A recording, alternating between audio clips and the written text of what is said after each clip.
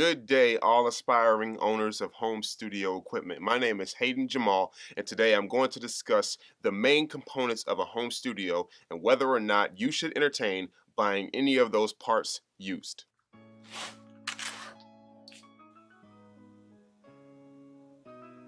First things first, try to put yourself in a situation in which you can test out the actual equipment before you buy it. But without further ado, let's talk about microphones. For home studio use, you'll usually see two kinds of microphones, one being dynamic microphones and the other one being condenser microphones. Should you be buying a used dynamic microphone? I would absolutely say yes. Dynamic microphones are built like tanks. They have very little electrical components in them, meaning that they're really not sensitive to anything. I actually bought my Shure SM7B used and it worked great for the amount of time that I had it. If you've ever been in concert and seen anyone drop a microphone on stage, those are generally dynamic microphones, and it's okay because, like I said, they are built like tanks. So if you find a good price used, go ahead and look into it. On condenser microphones, the membranes are very easy to damage, and you can build up a lot of tar and saliva and spit and all kinds of things inside the actual capsule. This can ultimately lead to problems in the performance of the microphone.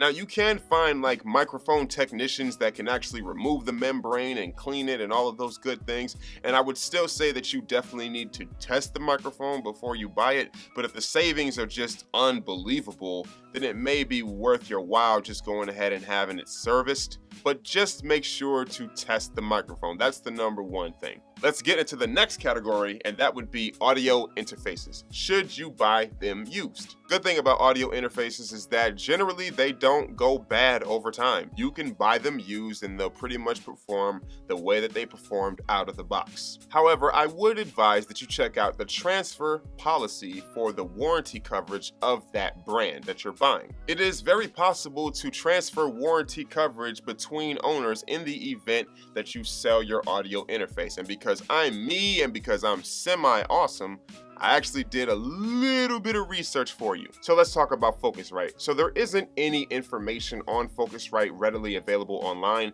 but I sent them an email and they told me that if you wish to sell a unit, they can deregister the unit from your account, allowing the new owner to register using the original bundle code.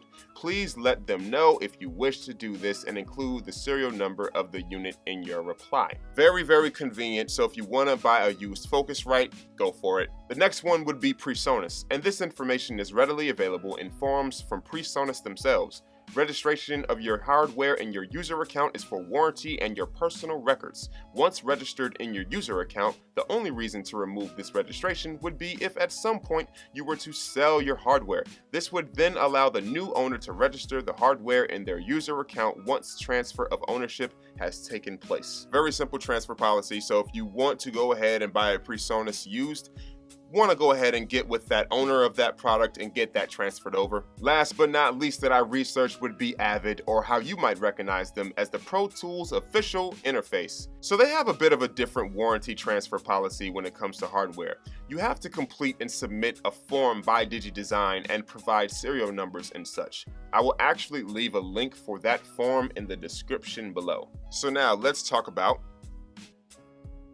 headphones. If you were asking me, I would say that you should definitely buy headphones new. The only reason that I could see someone justifying buying a used headphone would be if you wanted to somehow, some way purchase like $1,000 studio monitor earbud, an IEM, but that's just kind of nasty. Like, why do you want to put earbuds of some, no. Last but not least, we have speakers. Should you be buying used audio speakers? Outside of an actual condenser microphone, I would say that this is definitely something that you should test before you buy. I would say listen.